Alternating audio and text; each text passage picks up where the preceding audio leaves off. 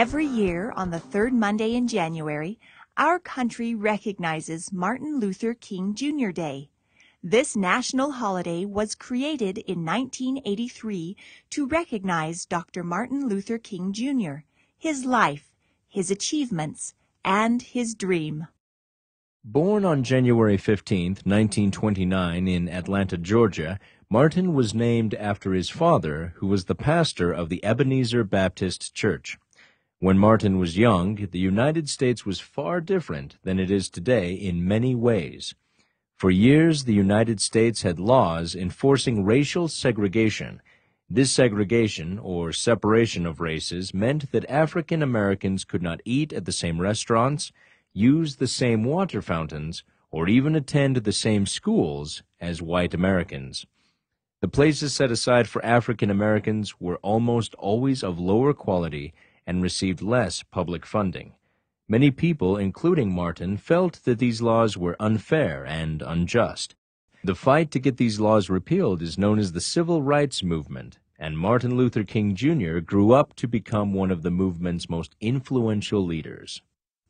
In 1954, King moved to Montgomery, Alabama, where he followed in his father's footsteps, becoming pastor of the Dexter Avenue Baptist Church.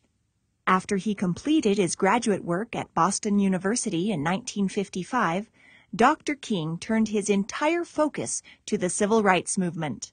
Dr. King became famous for his belief in nonviolent resistance.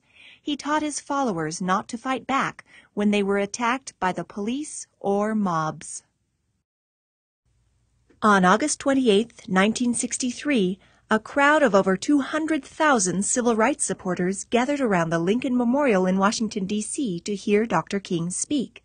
His speech, titled "I Have a Dream," inspired the nation, and today the phrase "I have a dream" is a symbol for Dr. King and all he stood for.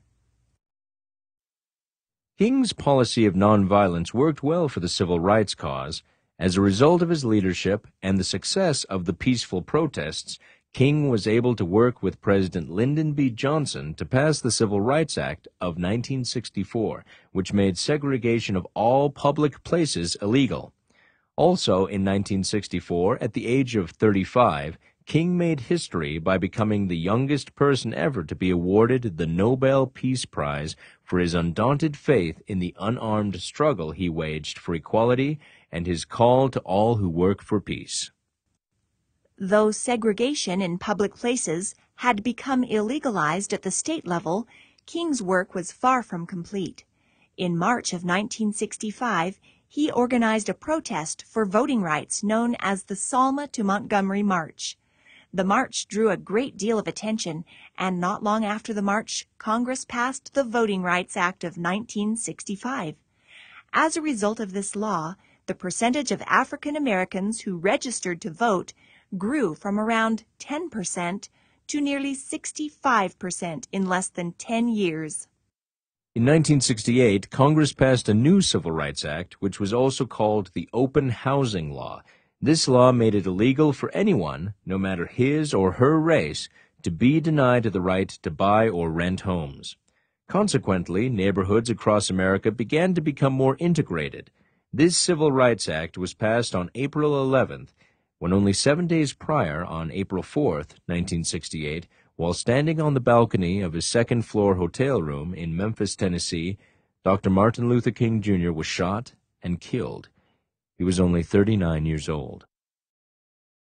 Today, Martin Luther King Jr. Day is celebrated in many ways across the nation, from marching in parades to gathering to listen to leaders speak on tolerance, equality, and freedom, or actively participating in community service.